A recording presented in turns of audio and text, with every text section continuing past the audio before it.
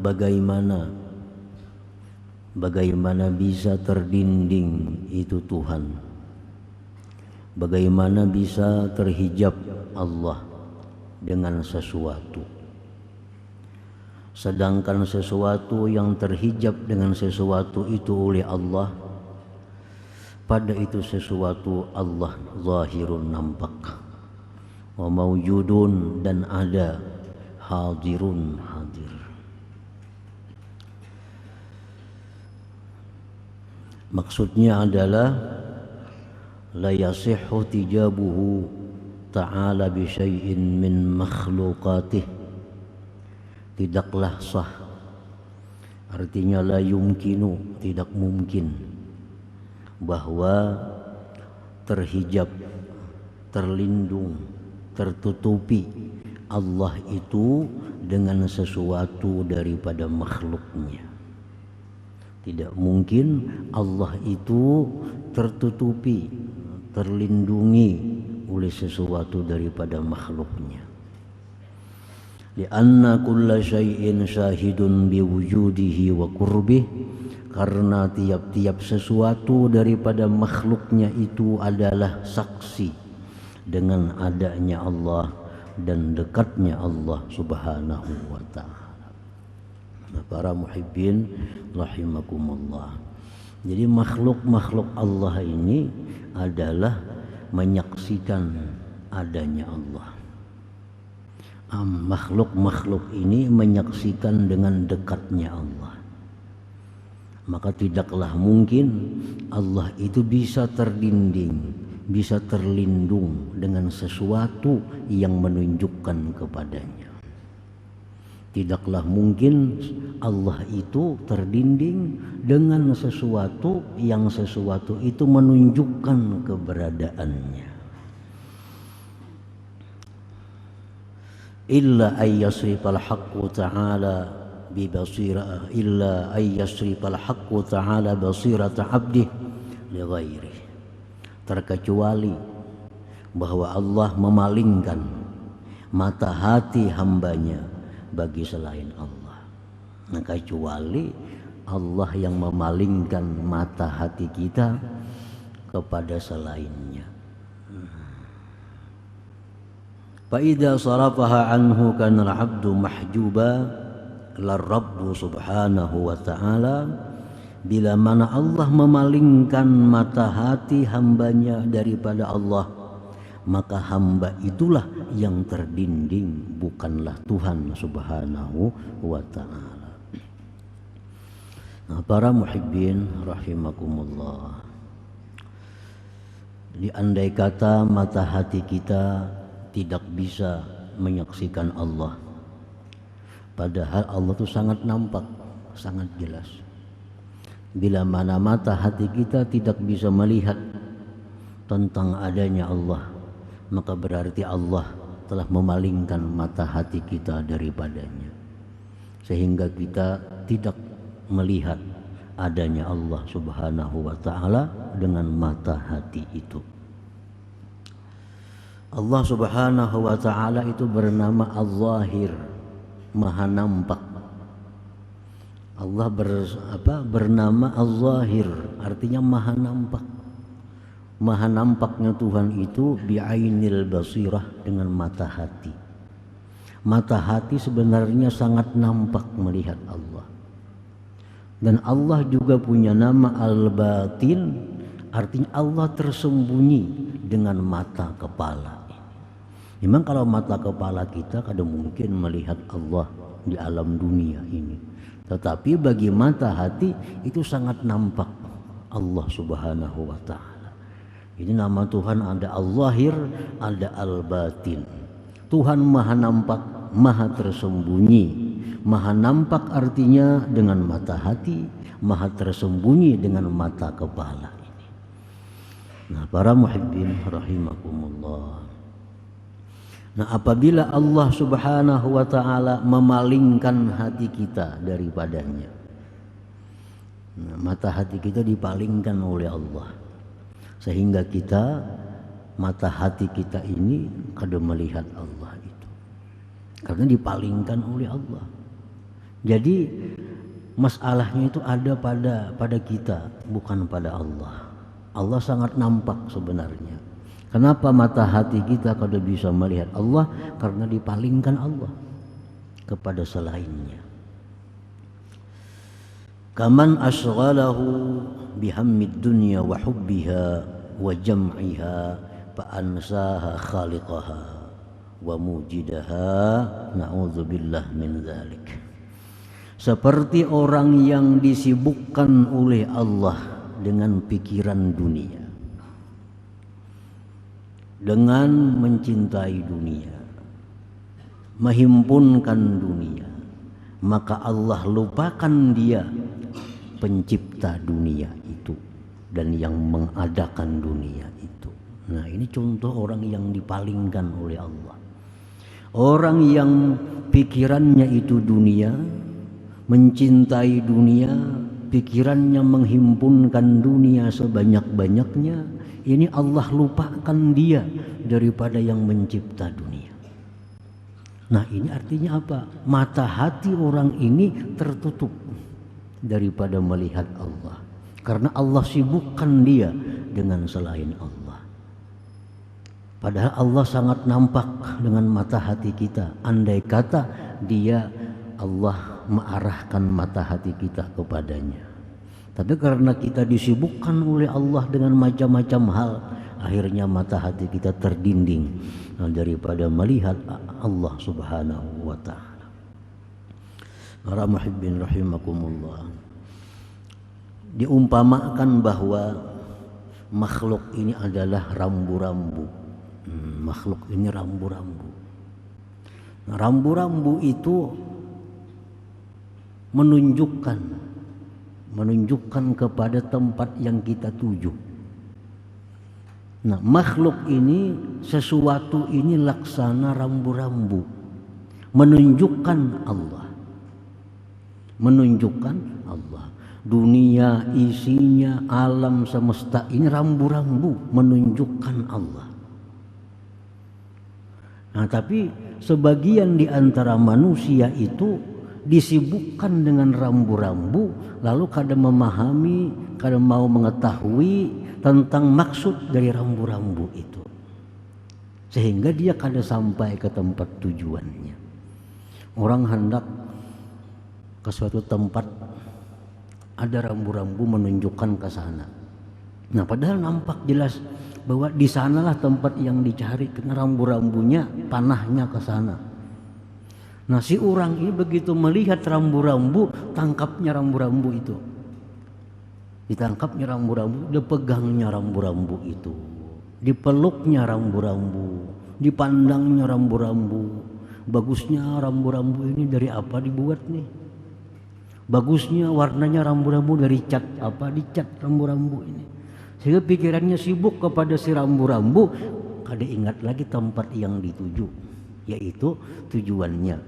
Nah, orang yang sibuk dengan makhluk, sibuk dengan dunia, dia memikirkan dunia ini bagusnya, dunia ini indahnya, sehingga dia lupa dengan tujuan dunia itu adalah menunjukkan kepada penciptaannya Allah Subhanahu wa ta'ala.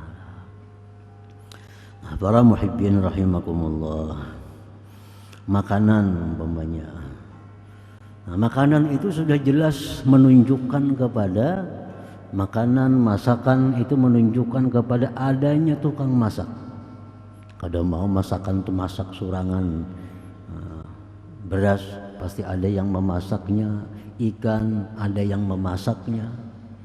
Nah, ini orang begitu melihat nasi, melihat ikan, menyantapnya dengan lezat. Lalu dia memikirkan, nyamannya nasi ini nasi apa? Nyamannya ikan ini ikan apa? Kayak apa cara memasakinya? Padahal ini kada tahu ikan itu ada yang memasaki. Nah, andai kata dia sadar bahwa ikan ini masak karena ada yang memasaki, nasi ini masak karena ada yang memasaki, nah itu orang yang sampai pikirannya kepada yang dimaksud.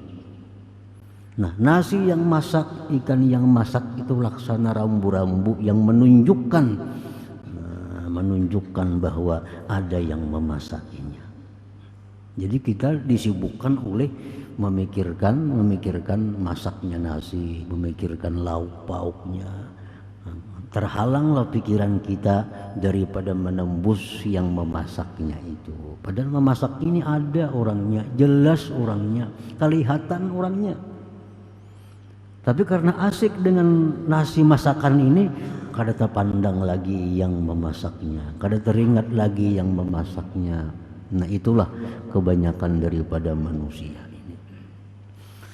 Para muhibbin rahimakumullah, firman Allah Subhanahu wa taala, "Wa laqad zara'na li jahannama katsiran minal jinni wal ins lahum qulubun la yafqahuna biha wa lahum a'yunun la yubsiruna biha wa lahum adhanun la yasma'una biha ulaika kal an'am bal hum adall."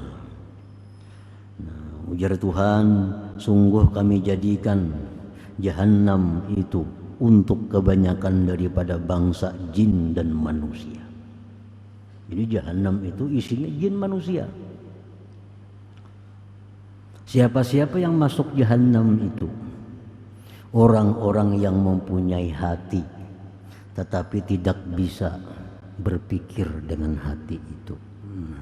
Dia punya hati tapi kadang bisa menggunakan hati. Ini dunia, ini nikmat, mestinya dipikirkan yang memberi nikmat itu. Kadang mau dunia ini ada sendirinya, kadang mau nasi itu masak sendirinya, mesti ada yang memasak, mesti ada yang menciptakannya. Dia punya hati, namun hatinya kada sampai ke sana. La yafqahuna biha. Walahum a'yun la yubsiruna biha. Mereka punya mata, melihat. Ini tukang masak nih melihat. Ada tukang masak berkopiah putih tinggi, tapi pikirannya kada ke sana, terfokus pada masakan yang dimasakinya. Padahal masakannya bisa habis dimakan. Mungkin habis kemana mencari, mungkin tahu tukang masak. Nah, dunia ini bisa habis, mati kita habis dunia. Nah, kalau kita kada tahu kemana Tuhan, kemana kita larinya? Nah, jadi mata ada tapi kada melihat, telinga ada tapi kada mendengar. Mereka itulah seperti binatang, bahkan lebih sesat dari binatang. Nah, jadi artinya bahwa orang-orang yang berpikiran pendek, orang-orang yang pikirannya kada sampai kepada pencipta segala sesuatu, itu akan mudah berbuat segala macam kemaksiatan. Akan mudah melakukan pelanggaran-pelanggaran hukum Allah. Karena ini kada ingat dengan siapa yang menciptakan nikmat ini, siapa yang mengirimkan nikmat ini, siapa yang menentukan nikmat ini untuknya. Ini kada sampai ke sana pikirannya. Padahal jelas ada, nah, tapi dipalingkan Allah hatinya daripada memikirkan yang demikian itu. Nah, ulaika kal an'am, mereka itu seperti binatang. Binatang itu macam-macam contohnya. Imam Ahmad Ibnu Athaillah dalam kitab lain mencontohkan perilaku binatang yang ini kebanyakan ditiru oleh manusia. Anjing. Anjing itu kalau kita lempar batu digigitnya. Anjing itu kalau kita tawak lawan batu disasahinya. Orangnya kan disasahinya. Padahal batu itu jelas sudah kada akan sampai kepada anjing kalau kada ada yang menawak. Tapi si anjing ini begitu ditawak dengan batu diigutnya. Nah, batu diigutnya. Itu contoh binatang. Ada lagi orang beternak kambing. Ini seseorang mempunyai kambing banyak, mempunyai pemelihara pengembala yang banyak. Pengembala ini tiap hari mengatari rumput lawan kambing, disuruh oleh ampunnya, digaji oleh ampun, tiap hari ku gaji sekian mengatari rumput nih kepada kambing-kambingku. Jadi si pengembala tiap hari cari rumput, beri makani kambing tiap hari. Nah, begitu datang pengembala, kambing sudah suka menggerakkan buntutnya. Ini bakal datang makanan. Datang ampunnya kada pinandu kambing. Cangang aja kada kepada ampunnya. Cangang aja kada lawan ampun kambing itu. Padahal inilah menggaji tukang atari ini, menyediakan rumput ini, nukar kambingnya pun si din juga. Nah cuma karena terdinding dengan pengembala ini, pengembala datang, wah betandik kambing kesukaan.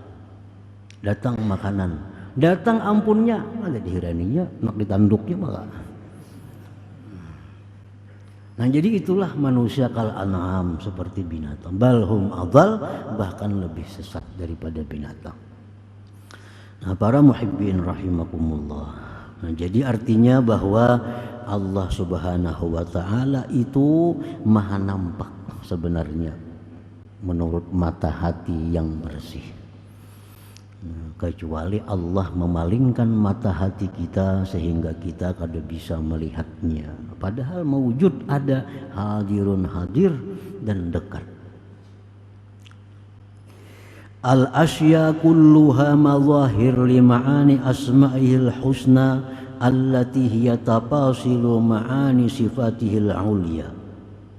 Segala sesuatu yang ada di alam semesta ini merupakan penampakan-penampakan bagi makna-makna asma'ullah al-husna,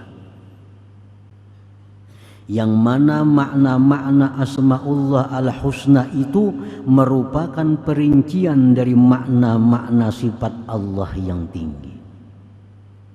Nah, segala sesuatu yang ada di alam semesta ini adalah merupakan mazhar, merupakan penampakan bagi asma Allah al-husna.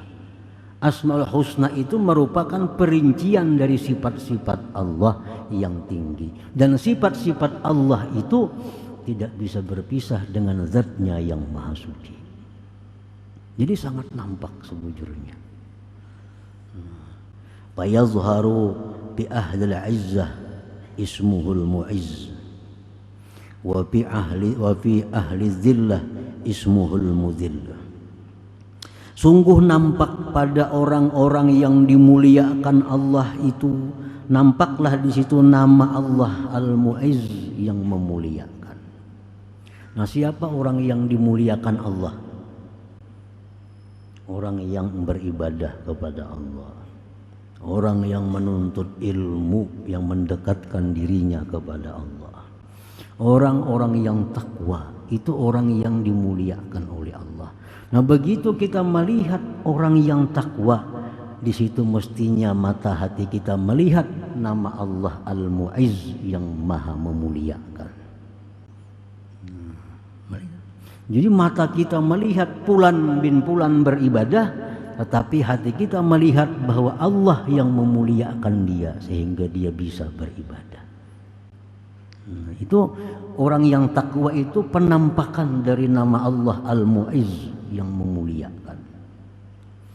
Wa fi ahli zillah ismuhul mudhil. Pada orang-orang hina. Orang-orang hina siapa? Orang-orang yang ahli maksiat kepada Allah. Orang-orang yang membuang umur nang kada ada manfaatnya. Ini orang-orang hina. Orang yang membuang umur dalam hal yang kada bernilai ibadah. Orang yang membuang umur dalam hal-hal yang kada mendatangkan pahala. Apalagi orang membuang umur untuk maksiat. Itu orang-orang yang hina. Nah begitu kita melihat itu dengan mata kepala kita, tetapi hati kita nampak melihat bahwa itu adalah merupakan penampakan dari nama Allah Al-Mudhil, Allah yang menghinakan dia.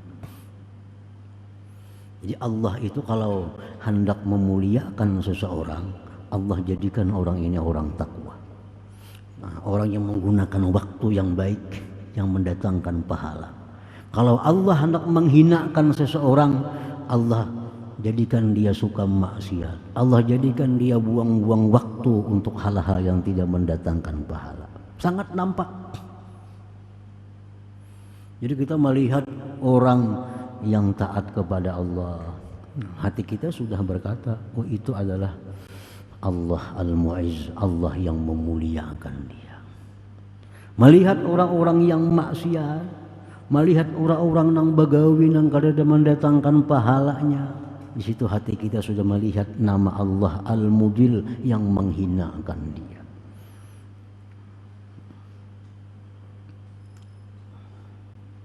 Wa fil ahya ismuhul muhyi wa fil amwat ismuhul mumit.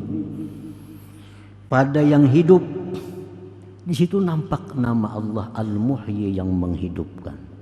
Ada orang-orang yang hidup. Kita melihat ada orang yang hidup, tapi hati kita melihat di situ adalah Allah Muhyi yang menghidupkannya. Kita melihat orang-orang mati, mata kepala kita melihat orang-orang mati dibawa di mobil jenazah, di tanduannya, tapi hati kita melihat bahwa itu adalah merupakan mazhar, penampakan dari nama Allah Al-Mumit yang mematikan. Nah, jadi sebenarnya kada tersembunyi, jelas. Tinggal hati kita apakah dipalingkan Tuhan kemana. Wa fil agniya ismuhul mu'ti wal mugni. Orang-orang kaya, kita melihat ada orang kaya punya rumah yang megah, punya serba yang bagus. Kita lihat orang kaya dengan mata kepala kita, tapi hati kita melihat bahwa itu merupakan penampakan dari nama Allah Al-Mughni yang maha mengayakan. Allah yang mengayakan. Wa fil fuqara, orang-orang fakir. Kita melihat orang-orang fakir, orang-orang mengemis, orang-orang cumpang-camping, orang-orang yang kada punya rumah, yang tidur di bawah jembatan. Nah, hati kita jelas melihat bahwa itu adalah penampakan dari nama Allah Al-Mani' yang maha mencegah, Al-Qabid yang maha menggenggam. Allah kada buka rezeki kepadanya, Allah cegah datangnya rezeki kepadanya. Kalau orang ini jadi sedemikian rupa. Wa fil madar ismuhud dar wa fil manabi ismuhun nafi'.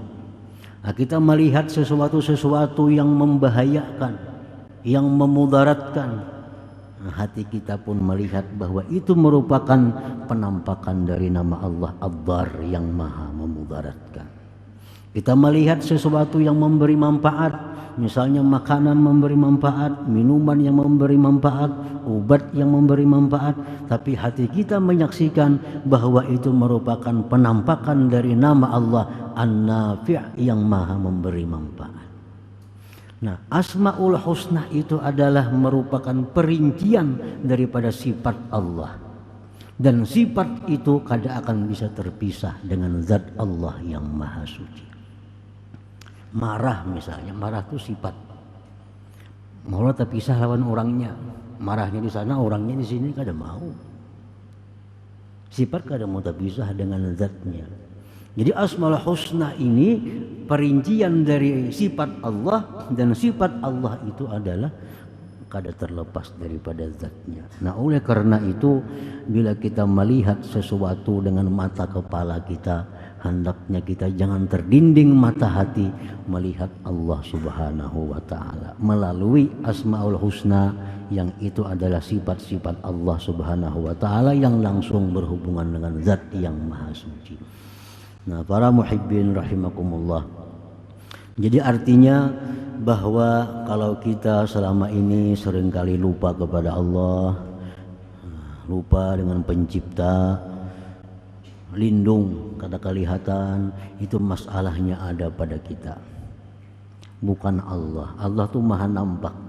Kalau orang kada melihat matahari, bukan mataharinya nang kadada, tapi mata orang itu yang kabur, matanya nang kabur. Orang tarangnya bulan, orang sambuan medahkan bulan tarang, jadinya kada kirip bulan, matanya nang kirip, kada bulannya. Nah, demikian Allah Subhanahu wa ta'ala. Orang-orang yang punya hati, mata hati yang terang, mata hati yang bersih, yang jauh daripada mencintai, mengumpulkan dunia, akan nampak melihat Allah Subhanahu wa ta'ala. Tapi bagi orang-orang yang hatinya sibuk dengan pikiran dunia, mencintai dunia, mengumpul dunia sebanyak-banyaknya, selalu akan terdinding adanya Allah Subhanahu wa ta'ala.